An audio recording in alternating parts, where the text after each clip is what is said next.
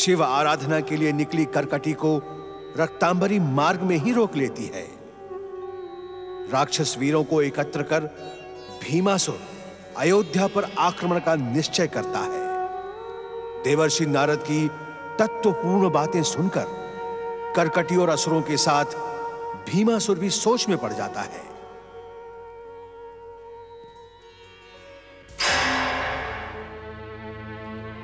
नारायण नारायण। प्रणाम। अभी से इतना चिंतित होने की आवश्यकता नहीं है अग्निदेव।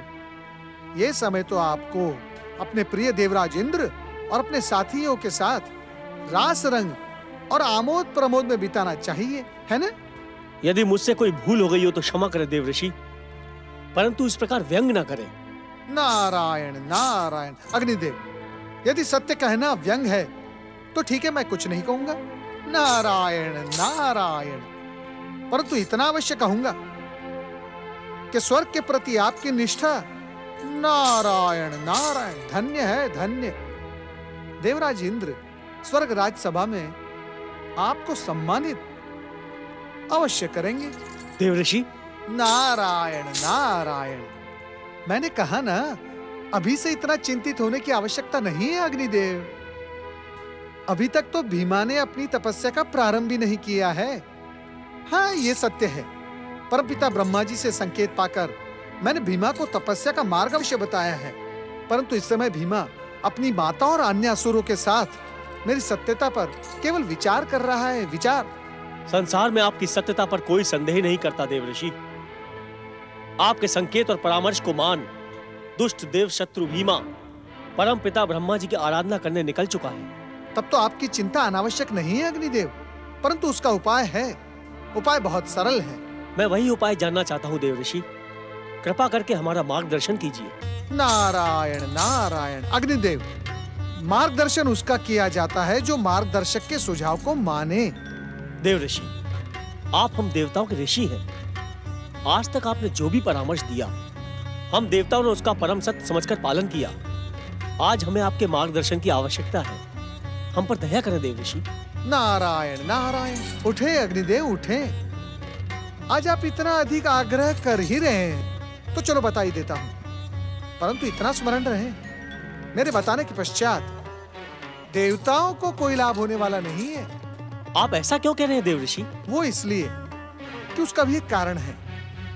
मेरे उपाय को भले ही आप मान जाएं, परंतु आपके प्रिय देवराज इंद्र नारायण नारायण वो तो भूल कर भी नहीं मानेंगे। मानेंगे, अवश्य मानेंगे। स्वर्ग का संकट टालने वाला उपाय सुनकर देवराज प्रसन्न हो जाएंगे। वे कठिन से कठिन परीक्षा देने को प्रस्तुत हो जाएंगे। नारायण नारायण। अग्निदेव, मैंने पहले भी कहा आपसे कि उपाय बहुत सरल है। जो तपस्या करके भीमासुर शक्ति एकत्रित करने जा रहा है, वही तपस्या यदि आप करें तो स्वयं आप देवता वरदान प्राप्त कर सकते हैं भीमासुर को परास्त करने का। नारायण नारायण। परंतु सावधान अग्निदेव, तपस्या करके वरदान पाने के लिए आप देवताओं के भीतर भीमासुर के समान दृढ़ इच्छा शक्ति होनी चाहिए। ओम नमः शिवाय।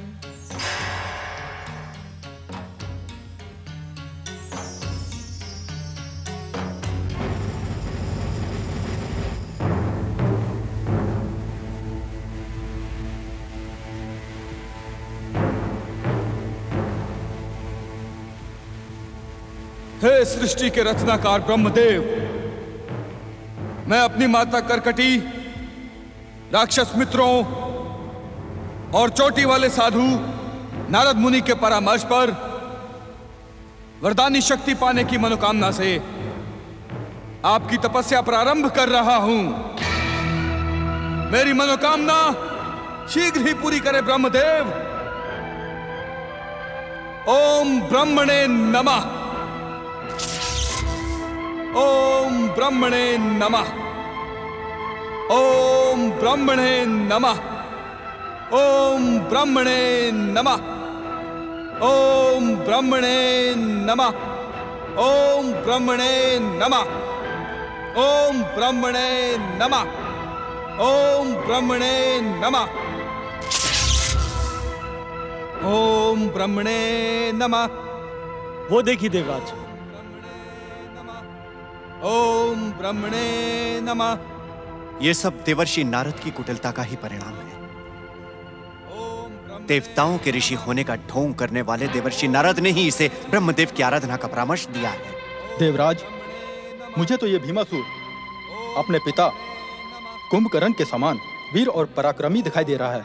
याद करें देवराज, जब इसके पिता कुंभकर्ण को ब्रह्मदेव वरदान देने पधारे थे, तब हमने देवी सरस्वती को प्रसन्न करके कुंभकर्ण को भ्रमित करवा दिया था।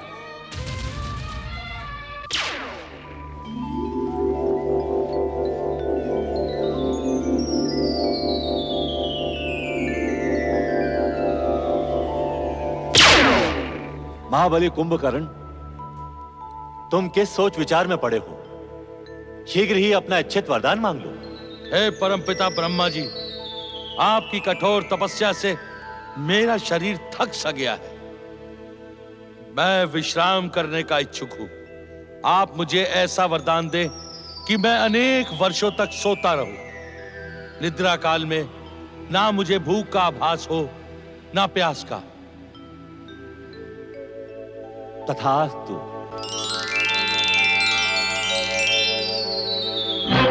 परंतु बार बार ऐसा करना संभव नहीं है।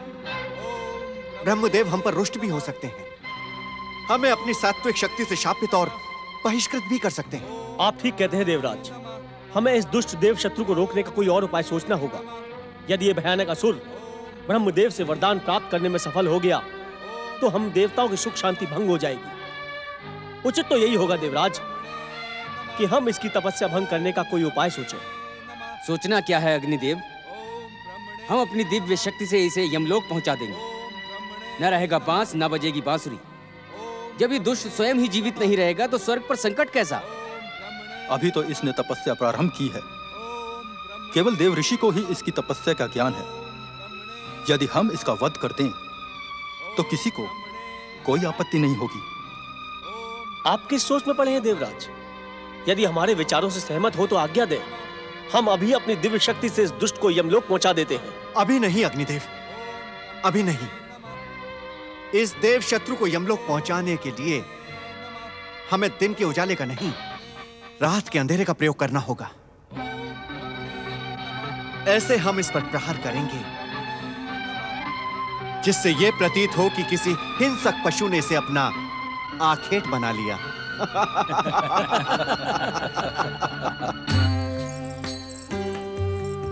ओम ब्रह्मणे नमः। ओम ब्रह्मणे नमः। ओम ब्रह्मणे नमः। ओम ब्रह्मणे नमः। ओम ब्रह्मणे नमः। हमारी उपस्थिति हमारे पुत्र के संकल्प में बाधक हो सकती है। चलिए हम चलें। राक्षस माता, मैं आपसे एक निवेदन करना चाहता हूं। तुम्हारा निवेदन हमारे पुत्र के संबंध में है अथवा हमारे संकल्प के? दैत्य माता, हमारा निवेदन राक्षस राज भीमासुर की तपस्या के संबंध में है। तो आज्ञा की आवश्यकता नहीं है, शीघ्र कहो जो कहना है। दैत्य माता, भीमासुर की तपस्या का आज पहला दिन है। अभी और न जाने कितने दिन, मास अथवा वर्ष इस तपस्या को सफल होने में लगेंगे। तुम कहना क्या चाहते हो? मैं यही कहना चाहता हूं दैत्य माता कि तपस्या के समय हमें राक्षस राज भीमासुर को अकेला नहीं छोड़ना चाहिए। अवसर का लाभ उठाकर हमारे शत्रु दैत्यराज को हानि पहुंचा सकते हैं। अभी हमारे शत्रुओं में इतना साहस नहीं है कि वो तब कर तुम्हें भीमा पर प्रहार कर सके। यदि उन्होंने ऐसा किया तो मेरा श्राप उन्हें सदा सदा के लिए मृत्यु की नींद में सुला देगा। क्षमा करें दैत्य माता, यदि दैत्य शत्रु देवता अथवा हमारे अन्य शत्रु भीमासुर को हानि पहुंचाने में सफल हो गए तो हमारा संकल्प, हमारा प्रतिशोध और हमारा अभियान सदा सदा के लिए असफल हो जाएगा।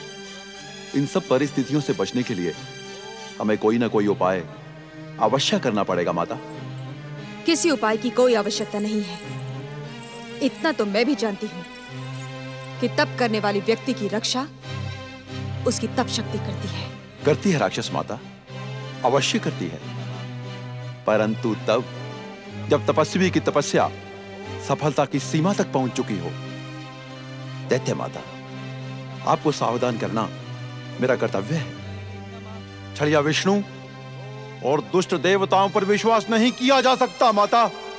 अर्थात विष्णु ने वामन अवतार धारण करके महान असुर सम्राट बलि को छला था, और छल से ही समुद्र मंथन के समय इसी विष्णु ने असुर सेनापति राहु का मस्तक काट डाला था। दैत्य माता, हमें दुष्ट देवताओं पर विश्वास नहीं करना चाहिए माता। मुझे इनकी बातें तर्कसम्मत लगती हैं। वीरों, अब भीमासुर की सुरक्षा का उत्तरदायित्व तुम सब पर है। भीमासुर पर संकट का अर्थ होगा राक्षस जाति पर संकट। अतः सावधान होकर भीमासुर की सुरक्षा में लग जाओ। जो आ गया राक्षस माता, चलो।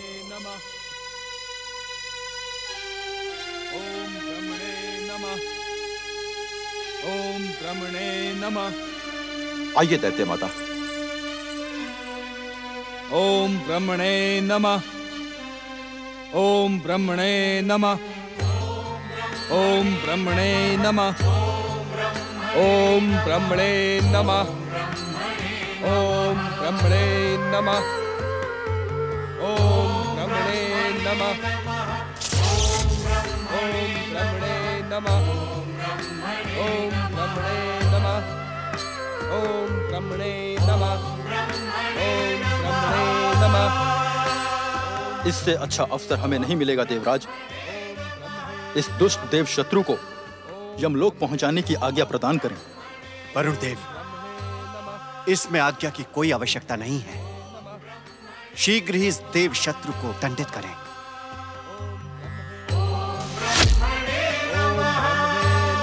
क्षमा करें देवराज, मैं आपके निर्णय से सहमत नहीं हूँ। इस असहमति का कारण अग्निदेव? देवराज, इस दुष्ट देव शत्रु को मारने की उपलब्धि अकेले वरुण देव को प्राप्त हो, यह अनुचित है। इसे सबसे पहले मैंने देखा था, इसलिए इसे मारने का पहला अधिकार मेरा है। देवराज, यह अधिकार किसी एक को नहीं बल्कि हम तीनों वरिष्ठ देवताओं को मिलना चाहिए। यदि आप हमें आज्ञा दें तो हम तीनों मिलकर एक साथ प्रहार करके इस दुष्ट को यमलोक पहुंचा दें। स्वर्ग की सुरक्षा के प्रति आप तीनों की निष्ठा को देखकर हम अत्यंत प्रसन्न हुए। पवन देव के कथन का सम्मान करते हुए मैं आप तीनों देवताओं को एक साथ प्रहार करने की आज्ञा देता हूं। ब्रह्मणे नमः। ओम ब्रह्मणे नमः। प्रहार करने की भूल न करना, अन्यथा प्राणों से हाथ धो बैठोगे। इन दुष्ट दैत्य शत्रुओं को समाप्त कर दो। नहीं, इन्हें माता करकटी के पास ले चलो। वे ही इनकी दुष्टता को दंडित करेंगी। चलो चलो चलो चलो चलो चलो। ओम ब्रह्मणे नमः।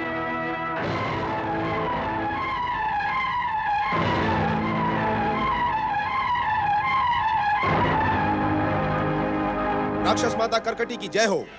ये देवतागण हमारे राक्षस राज भीमासुर की हत्या करने आए थे।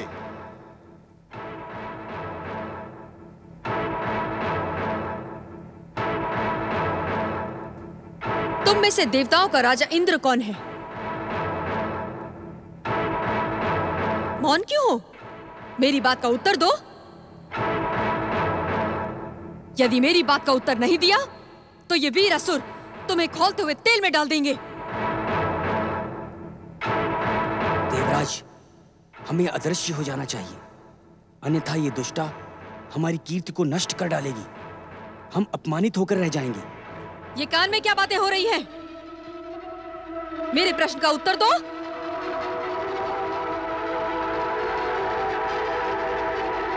दिव्य शक्तियां हमारा साथ नहीं दे रही हैं। हम अदृश्य नहीं हो पा रहे हैं। अब क्या होगा देवराज?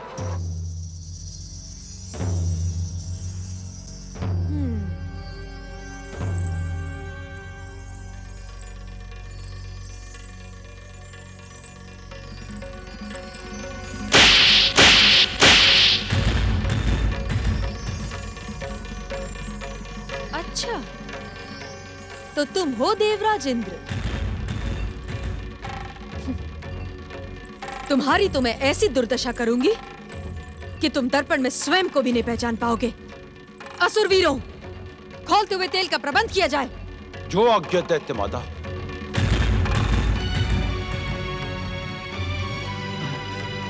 राक्षस माता, हमें क्षमा करें और कृपा करके हमें जाने दें। क्षमा कर दूं? तुम जैसे दुष्ट और बहरूपिये को क्षमा कर दूं, ताकि तुम्हें अपनी दुष्टता दिखाने का एक अवसर और प्राप्त हो जाए? तुम तो क्षमा के योग्य ही नहीं हो। ब्रह्मा जी के कहने पर मेघनाद ने तुम्हें एक बार क्षमा किया था, उसी का पुरस्कार देने आते भीमासुर को। तुम तो अपमानित और दंडित करने योग्य हो।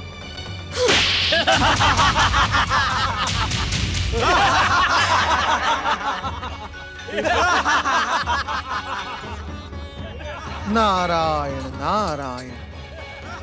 भीमासुर को वरदान प्राप्त होने से पहले ही देवता परास्त हो गए। दुष्टता और स्वार्थ का परिणाम ऐसा ही होता है। अब तो राक्षस माता कर्कटी से अपमानित होने के पश्चात ही इन देवताओं को ज्ञान प्राप्ति होगी। नारायण नारायण। देवताओं ने अपनी स्वार्थ भावनाओं के कारण दुष्कर्म किया है, परंतु तुम्हारा क्या कर्तव्य है नारद? क्या संकट के इस काल में तुम्हें देवताओं के ऋषि होने का कर्तव्य नहीं निभाना चाहिए?